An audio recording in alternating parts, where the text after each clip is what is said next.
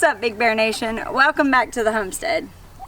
You know, one of the questions that we get asked the most is if there was something that you could tell yourself, you know, that you knew then that you know now. You could whisper to your 20-something-year-old self back at the beginning of homesteading and say this, what would it be?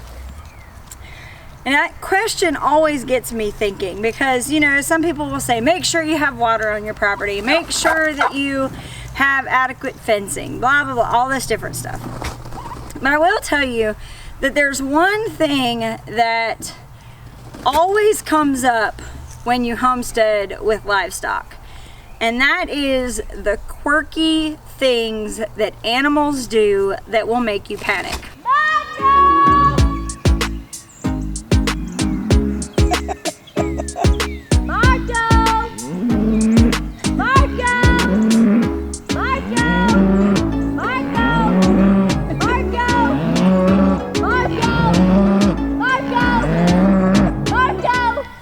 When we first started raising animals, we found that we really didn't know as much as we thought we did. We would encounter all of these different quirky things that animals did. And I got to thinking, you know, whenever I came upon all of these different behaviors, a lot of times I was kind of nervous or scared. And so I figured I'd share some of those things with y'all so that if you ever run into them, you know that it's completely normal. One day, came home from work and I went to go check the chicken coop, and I walked out and I saw birds everywhere, sprawled all over the place.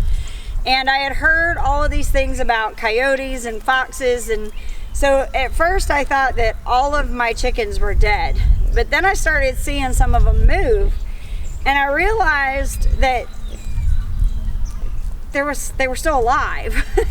So I immediately freaked out, thinking there was something wrong with them, that they were all having simultaneous seizures or something. And I called my only chicken contact at the time, which was the guy that had given us the eggs to hatch out, and called him in a frenzy and said, what am I supposed to do? I think all of my chickens are dying. And he's like, well, what makes you think that? And of course I told him what was going on, and he had a good laugh out of it, as most of you that have chickens probably are laughing now. They were dust bathing. So every once in a while these birds will get down in the dirt and they'll flap their wings real good and get dirt all over their feathers. And what they're really doing is getting rid of mites and things, because they don't take baths, right? They don't do like a cat, they don't do like a dog. They literally, in order to be able to bathe themselves, they get down in the dirt and they flap their wings, and all of the dust goes through all the feathers and cleans off any mites or anything like that that is in their feathers. So if you ever see your chickens do that, don't freak out. Know that they're just taking a bath. It's spa time for them. Welcome back to me making clover angels.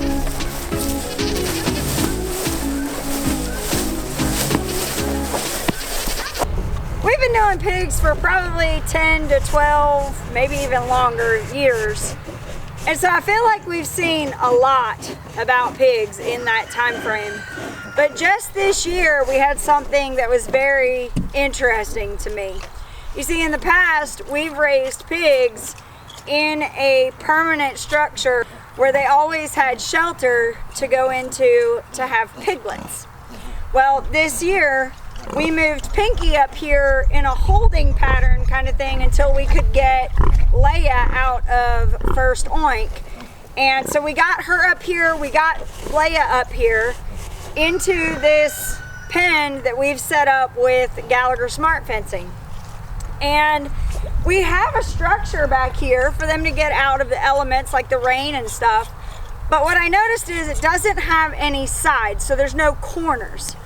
Well, we came out here one morning and Pinky had had her piglets.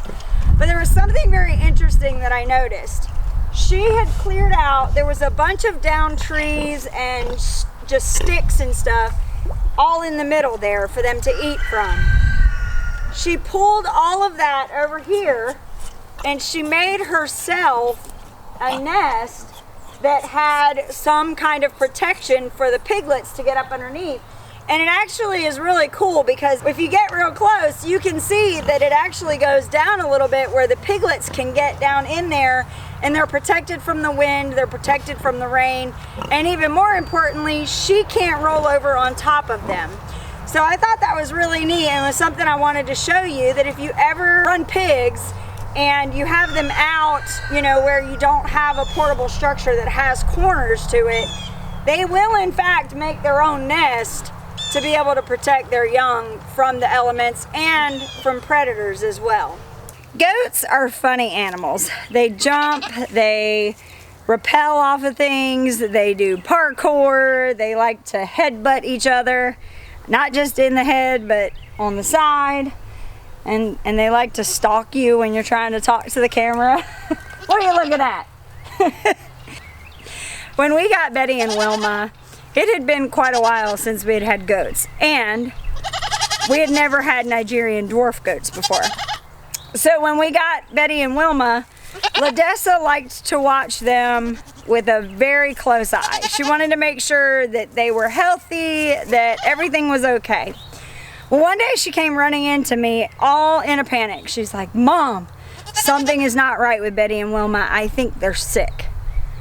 And I was like, "Well, what makes you think they're sick?" "You gotta come watch, Mom. It just doesn't look right." So I went out there and proceeded to watch both girls crane their head. They would look down and then they would crane their head all the way back and come all the way back around. And I was like, oh God, we have possessed goats. So I looked it up, and yes, that kind of thing, it's craning of the neck or something like that, can be a sign of some kind of sicknesses, but ours are all healthy. So I dug a little bit deeper and I found out something interesting. So have you ever noticed their eyes? Their pupils are actually rectangles. And the reason for that is because they are prey animals, not predators, but prey.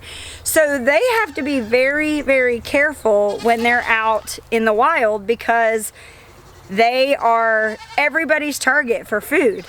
So they have rectangular pupils that allow them to have more of a panorama view than, say, you or I do.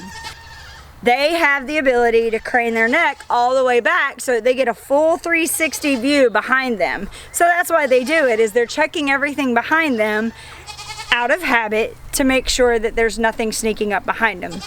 And if you've ever tried to catch a goat for clipping their hooves or to move them from one area to the next, you will know that it is almost impossible to sneak up on a goat.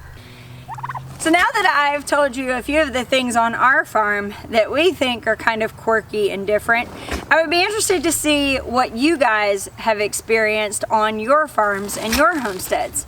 So be sure to leave a comment of something that you've seen your animals do that either made you scratch your head or panic and freak out like I did with the chickens. Thank you for stopping by the Big Bear Homestead. God bless and have a nice day.